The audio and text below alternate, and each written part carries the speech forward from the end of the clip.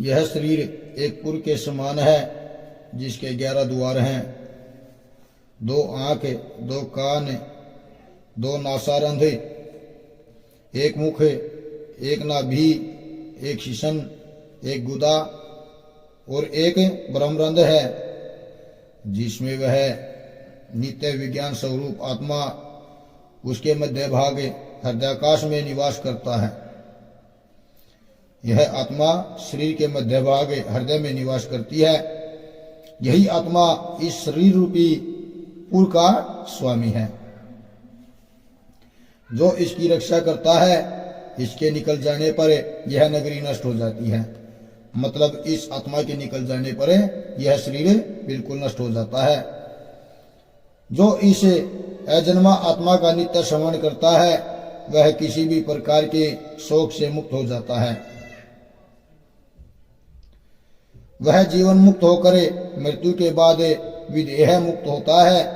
यह आत्मा ही ब्रह्म है जिसे तू जानने की इच्छा करता है, ऐसा यमराज नचिकेता से कहते हैं। जो विशुद्ध परम धाम में रहने वाला समय प्रकाश है, अंतरिक्ष में निवास करने वाला वसु है, घरों में उपस्थित होने वाला अतिथि है, यज्ञ की वेदी पर स्थापित अग्नि स्वरूप तथा उसमें आहुति डालने वाला होता है, समस्त मनुष्यों में रहने वाला, मनुष्यों से श्रेष्ठ देवताओं में रहने वाला, सत्य में रहने वाला, आकाश में रहने वाला, जलों में नाना रूपों में रहने वाला, पृथ्वी में नाना रूपों में प्रकट होने वाला, सत्कर्मों में प्रकट होने वाला, पर्वतों में नाना रूप से प्रकट होने वाला, वही सबसे बड़ा परम सत्य है। वह ज्ञान स्वरूप ब्रह्म केवल मनुष्य शरीर में ही नहीं बल्कि सभी प्राणियों के शरीर में सर्वव्याप्त है। यह आत्मा मनुष्य शरीर में नहीं सभी प्राणियों में, सभी जीवों में सर्वव्याप्त है।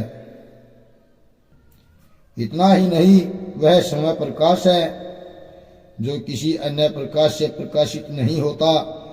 वह अंतरिक्ष, वायु, अग्नि, देवता, आकाश, जल, पृथ्वी आदि में सर्वत्र निवास करने वाला है। यह सत्य एवं सत्कर्मों में निवास करने वाला है। वही सृष्टि का एकमात्र परम सत्य है। इसके अतिरिक्त अन्य सभी मिथ्या है। शरीर का रक्षण व पोषण करने वाली शक्ति प्राण शक्ति है, जो आत्मा की ही एक शक्ति है। यह प्राण शक्ति आत्मा की ही एक शक्ति है। यही शक्ति शरीर के सभी अंगों का संचालन करती है। इनमें आत्मा शरीर के मध्य भाग में हृदय में स्थित रहकर इन प्राणों का संचालन करता है। यह आत्मा शरीर के मध्य भाग हृदय में रहकर प्राण का संचालन करती है। यह शक्ति अपान वायु को नीचे की ओर धकेलता है, जिससे मल मूत्र आदि शरीर के दूषित पदार्थ बाहर निकलते हैं, तथा प्राण वायु को ऊपर की ओर धकेलता है, जिससे शरीर के ऊपरी अंगों को शक्ति मिलती है। इस प्रकार यह आत्मा ही शरीर का स्वामी है। इस शरीर का स्वामी यह आत्मा ही है।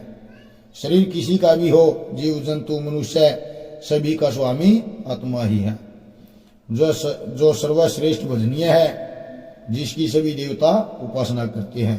वही आत्म तत्व ब्रह्म है। यह शरीर पंचभूतों से निर्मित है, जिसमें मन, बुद्धि, प्राण, इंद्रियां आदि का विकास होकर यह सभी कर्मों का कारण बनता है। किंतु इन सब की सक्रियता का एकमात्र कारण वही आत्मा है, जो चेतन तत्व है।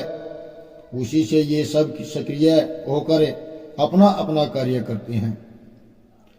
जिस प्रकार विभिन्न प्रकार के यंत्र, विद्युत अथवा अन्य शक्ति से संचालित होता है, उसी प्रकार यह शरीर उस आत्म शक्ति से ही संचालित होता है। इस शक्ति के शरीर से निकल जाने पर कुछ भी शेष नहीं रहता। उसकी समस्त क्रियाएं समाप्त हो जाती हैं।